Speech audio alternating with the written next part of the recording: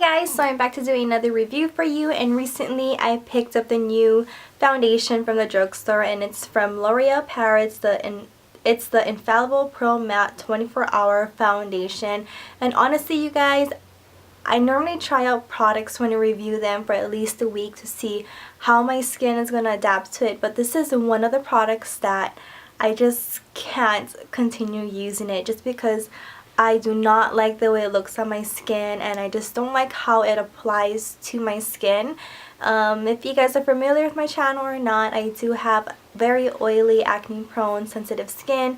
There are dry spots on me that is normally like around my nose area, or I don't know why, but it's coming off as if I have a dry spot right here. I don't know if you can see that on the camera where like there's a white spot, and it's kind of like where the foundation is clinging to my dry skin, but honestly my skin isn't that dry over there, and I've previously moisturized my skin with my Nature Republic tea tree moisturizer that I hauled a couple videos ago, and I picked up mine at Walmart, and it was around $13 or $14 with tax, and to me that's a little pricey for a drugstore foundation. For like a couple dollars more you can get a high-end one from Sephora. You could get the Sephora brand, which I recently picked up, and it's going to be featured in a haul. Actually, this video is going to go up after my haul video showing you guys this. I got this like maybe a week ago, or yeah, about a week ago, and I tried it out at least once before today, and I just don't like it. The finish is demi matte, which is basically a satin finish. It's 24-hour wear. The coverage is medium, and the texture is air light. There are some things on here that I do agree that the claims are true. I will be inserting a clip of how my skin looks like before foundation right now. As you can see, I do have a lot of redness around my nose area, and I do have pigmentation and very textured skin due to past acne when I was younger. And just my skin tone, I just want to even out. I don't have extremely dark under eye circles, but it is a little darker than my rest of my face.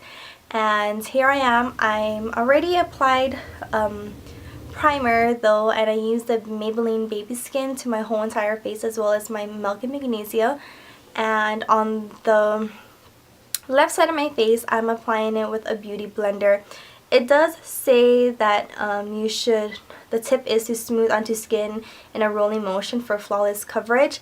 And I do notice that with the sponge though, if you pounce it out like how you would normally use a beauty blender, it kind of makes the foundation a little splotchy and uneven and just not that flattering. But if you do roll it, it does look a little better, but it's not that great in my opinion. I'm not too sure if the camera's going to be picking it up very well as how I see it in person, but on the right side of my face I am using a Kabuki round top foundation brush from Sedona Lace, and I like how it blends out the foundation way better with the brush, but I do like the finish of how it looks like with the beauty blender, just because recently that's kind of like my favorite thing to use for foundations, I guess. But in the end, if you use the beauty blender a little bit too much on your skin with this foundation, I noticed that it is a little splotchy, and if you use a Kabuki brush and you apply too much foundation, it does sit on your skin. So this is how the foundation looks like when it's done being applied. Here's a closer look of how my skin looks like. I'm not too sure, but on my nose area around here, this is kind of where I noticed the first time, especially when I tried it. I didn't even apply a lot.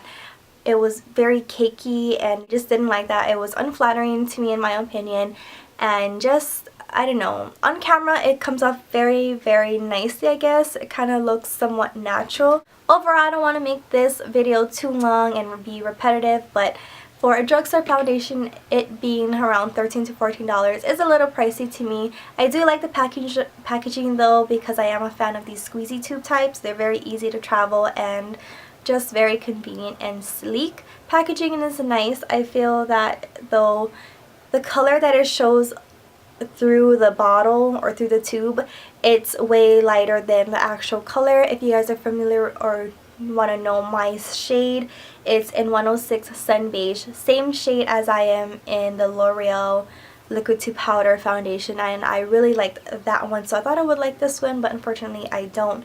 Finish is Demi Matte. I do feel like it is a very satiny finish. The wear, I don't believe that it's 24 hours, just because here in Hawaii it's hot and humid all the time, and for it to claim to be lasting for 24 hours, I don't think it did. The first time I used it, within maybe 5 hours, my face was so oily, and I wasn't even doing a lot that day. And the coverage is medium. I wouldn't say it's buildable, because when I try to build it up, you can just tell that I'm wearing foundation and it just sets on your face. The texture is air light, and I don't feel like I have anything on, but I do feel it to be a little sticky. So yeah, overall I really don't suggest this for my oily skin girls, but then again, that's just my opinion. If you guys did try it out and you guys have oily skin, please let me know how it did with you, and as well as if you have dry skin, I would highly moisturize your skin, because just in the small little dry patch areas, it does cling right here, and it does kind of just accentuate the dry patch a little bit more. So I think you would have to have a normal skin to use this foundation, not oily.